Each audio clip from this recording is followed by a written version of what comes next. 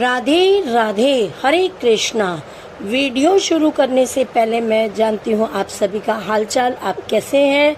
आशा करती हूँ कि आप लोग खुश होंगे, स्वस्थ होंगे और मस्त होंगे। अगर पृथ्वी पर पहले से ही जल था तो वराह अवतार के समय पृथ्वी किस जल में डूबी थी? सबसे बड़ा रहस्य।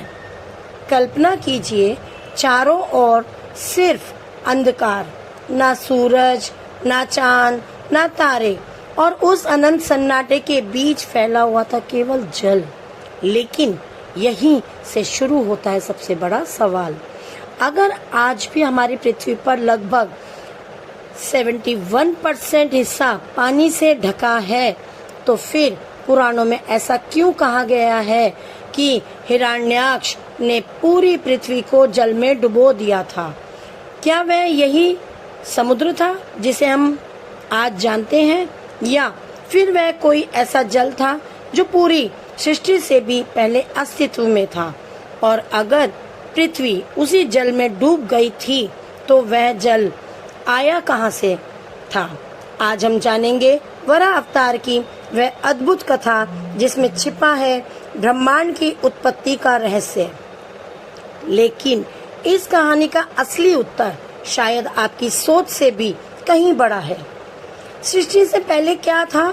हिंदू धर्म के अनेक पुराणों के अनुसार जब कुछ भी नहीं था, न पृथ्वी, न आकाश, न समय, न दिशाएं, तब केवल एक ही तत्व विद्यमान था, अनंत जल। इसे कारण से जल गर्भोदक या प्रलय का जल भी कहा जाता है। यह वह जल नहीं था जिसे हम पीते हैं, ना ही यह किसी समुद्र या नदी का पानी था। यह उस आदिम अवस्था का प्रतीक था जिसमें पूरी सृष्टि अव्यक्त रूप में विद्यमान मानी जाती है। इसी अनंत जल पर योग निद्रा में विराजमान थे भगवान विष्णु, और उनके शेषनाग पर विश्राम करने की छवि हिंदू धर्म की सबसे प्रसिद्ध दिव्य कल्पनाओं में से एक मानी जाती है। फिर भगवान विष्णु की नाभि से प्रकट हुआ एक कमल, और उस कमल पर प्रकट हुए ब्रह्मा जी, जिन्होंने आगे चलकर सृष्टि की रचना आरंभ की थी। अब हिरण्याक्ष कौन था? लेकिन हर सृष्टि के साथ जन्म लेती है अहंकार की शक्ति, और उसी अहंकार का नाम था हिरण्याक्ष। हिरण्याक्ष और हिरण्यकशिपु दोनों महर्षि कश्यप और दीति के पुत्र थे। हिरण्याक्ष अत्यंत शक्तिशाली था। उसने वर्षों तक कठोर तपस्या की और अनेक वरदान प्राप्त किए। धीरे धीरे उसका अभिमान इतना बढ़ गया कि उसने देवताओं को पराजित करना शुरू कर दिया। स्वर्ग कांप उठा, देवता भयभीत हो गए। लेकिन हिरण्याक्ष की महत्वाकांक्षाओं यही समाप्त नहीं हुई थी। वह पूरी सृष्टि पर अधिकार चाहता था। पृथ्वी का अपहरण। पुराणों के अनुसार हिरण्याक्ष ने पृथ्वी अर्थात भूदेवी को उसके स्थान से हटाकर ब्रह्मांडीय जल की गहराइयों में छिपा दिया था। ध्यान दीजिए, यहाँ जिस जल का वर्णन है वह पृथ्वी के महासागर नहीं थे, क्योंकि उस समय पृथ्वी स्वयं ही अपनी व्यवस्थित अवस्था में नहीं थी। यह वह ब्रह्मांडीय जल था जो पूरी सृष्टि के आधार के रूप में वर्णित है। जब पृथ्वी अपने स्थान से हट गई तो संपूर्ण सृष्टि का संतुलन बिगड़ गया। ऋषि मुनि चिंतित हो गए।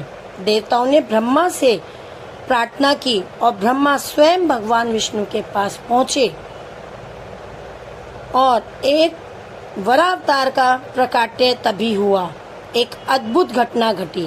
भगवान विष्णु की नासिका से अंगूठे के आकार का एक छोटा सा वराह प्रकट हुआ। सभी आश्चर्यचकित रह गए, लेकिन अगले ही क्षण वह छोटा सा वराह बढ़ने लगा, बढ़ता गया, और देखते ही देखते उसका आकार पर्वतों से भी विशाल हो गया। उसकी गर्जना से तीनों लोग कांप उठे। देवताओं ने समझ लिया कि स्वयं भगवान विष्णु वराह अवतार में प्रकट हुए हैं। वराह भगवान सीधे उस ब्रह्मांडीय जल में उतर गए जहाँ हिरण्याक्ष ने पृथ्वी को छिपा रखा था। वहाँ दोनों के बीच भयंकर युद्ध हुआ। यह युद्ध कुछ क्षणों का नहीं था, बल्कि पुराणों के अनुसार लंबे समय तक चला। हिरण्याक्ष ने अपनी गदा से वार करा और वराह भगवान हर प्रहार को विफल कर देते। ब्रह्मांड गूंज रहा था। देवता ऊपर से यह युद्ध देख रहे थे। ऋषि प्रार्थना कर रहे थे और अंततः भगवान वराह ने अपने दिव्य अस्त्रों से हिरण्याक्ष का अंत कर दिया। अधर्म पर धर्म की विजय हुई। अब पृथ्वी को कैसे उठाया? अब सबसे अद्भुत दृश्य सामने आया। भगवान वराह ने अपनी विशाल दाढ़ों पर भूदेवी को धारण किया और धीरे धीरे उस ब्रह्मांडीय जल से ऊपर उठाया। यही वह दृश्य है जिसे हिंदू धर्म की सबसे महान प्रतीकात्मक घटनाओं में गिना जाता है। वराह केवल पृथ्वी को नहीं उठा रहे थे, बल्कि वे व्यवस्था को अराजकता से बाहर ला रहे थे। वे जीवन को विनाश से बचा रहे थे। लेकिन अभी भी वही सबसे बड़ा सवाल था जिसके लिए आपने यह वीडियो बनाया। अगर पृथ्वी में पहले से जल था तो पृथ्वी किस जल में डूबी?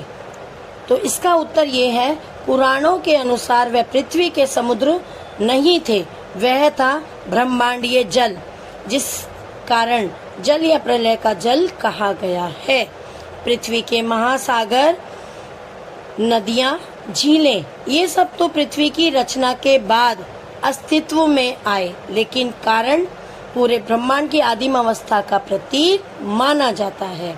इसलिए जब पुराण कहते हैं कि पृथ्वी जल में डूब गई, तो उसका अर्थ पृथ्वी के समुद्रों में डूबना नहीं, बल्कि उस ब्रह्मांडीय अवस्था में विलीन होना है जहां अभी सृष्टि व्यवस्थित रूप में स्थापित नहीं हुई थी।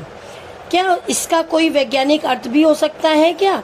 कई विद्वान इस कथा को प्रतीकात्मक रूप में भी देखते हैं। उसके अनुसार भूदेवी का जल में डूबना अव्यवस्था या अराजकता का प्रतीक हो सकता है और वराह अवतार व्यवस्था, संतुलन और जीवन की पुनर्स्थापना का प्रतीक है। हालांकि आधुनिक विज्ञान इस कथा की पुष्टि नहीं करता। यह एक धार्मिक और पौराणिक आख्यान है जिसका उद्देश्य आध्यात्मिक और सांस्कृतिक संदेश देना है। इसी कारण इसे आस्था और परंपरा के संदर्भ में समझा जाता है।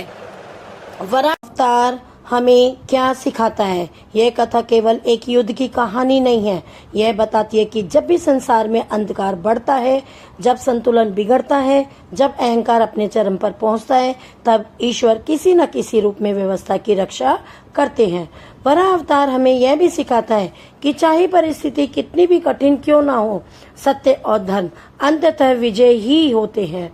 तो अब आपको उत्तर मिल ही गया होगा कि वराह अवतार की कथा में पृथ्वी जिस जल में डूबी थी वह हमारी पृथ्वी का समुद्र नहीं, बल्कि पुराणों में वर्णित ब्रह्मांडीय कारण जल था। यही कारण है कि यह कथा आज भी करोड़ों लोगों के लिए केवल एक कहानी नहीं, बल्कि सृष्टि, धर्म और ब्रह्मांड के रहस्यों को समझने का एक माध्यम है।